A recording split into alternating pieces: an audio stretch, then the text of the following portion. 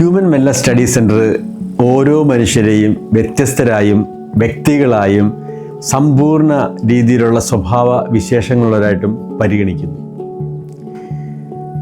നിങ്ങൾക്കറിയാവുന്നതുപോലെ 1945 UN charter declaration ഉണ്ടായത്. അതിന് ചൂടുപിടിച്ച് 1948 UN declaration for human rights, അങ്ങനൊരു ആക്ടിവിറ്റി നിങ്ങൾ ശ്രദ്ധിച്ചിട്ടുണ്ടാവാം. ഏകദേശം 30 ചാർട്ടറുകൾ അതിനകത്തുണ്ട്, 30 ക്ലോസുകൾ അതിനകത്തുണ്ട്.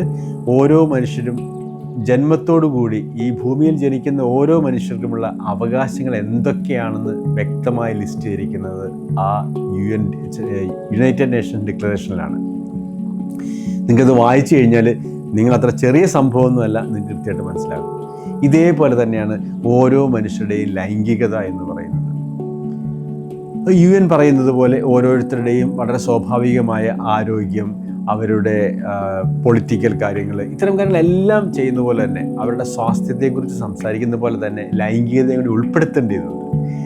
അങ്ങനെ ഉൾപ്പെടുത്തുന്ന സമയത്ത് അതിനെക്കുറിച്ച് കൃത്യമായ ധാരണ പലർക്കും ഇല്ലാത്തത് കൊണ്ടാണ് ഹ്യൂമൻ വെൽനസ് സ്റ്റഡി സെൻറ്റർ അത്തരമൊരു ആക്ടിവിറ്റിയിലൂടെ കടന്നത്. ഓരോ മനുഷ്യരുടെയും ലൈംഗികത കൃത്യമായിട്ട് ഡിഫൈൻ ചെയ്യപ്പെട്ടിട്ടുണ്ട്.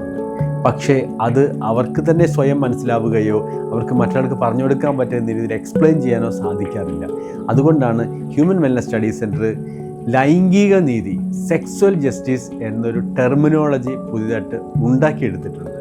ജെൻഡർ ജസ്റ്റിസ് അല്ല, സെക്സ്വൽ ജസ്റ്റിസ് തന്നെ, ലൈംഗിക നീതി.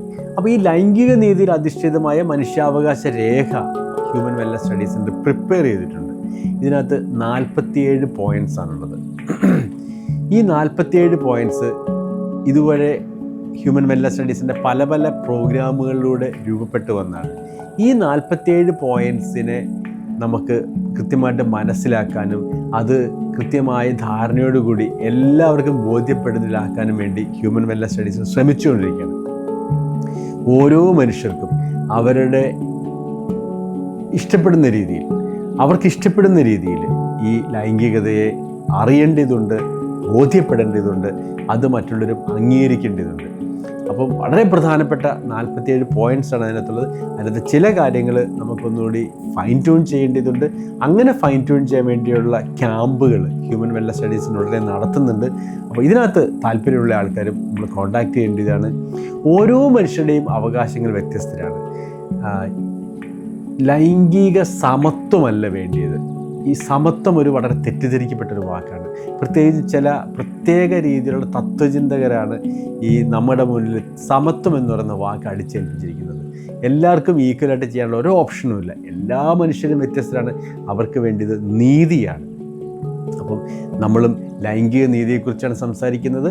ലൈംഗിക നീതി പ്രാവർത്തികമാക്കാൻ വേണ്ടി ശ്രമിച്ചു കഴിഞ്ഞാൽ ആർക്കും പരാതികൾ ഉണ്ടാവില്ല. കാരണം ഓരോ മനുഷ്യരും വ്യത്യസ്തരാണ്, അവരുടെ ധാരണകളും വ്യത്യസ്തമാണെന്ന് മനസ്സിലാക്കേണ്ടതുണ്ട്. ഇതിനൊരു പ്ലാറ്റ്ഫോമായിട്ടാണ് ഹ്യൂമൻ വെൽനസ് സ്റ്റഡി സെൻറ്റർ പ്രവർത്തിക്കുന്നത്.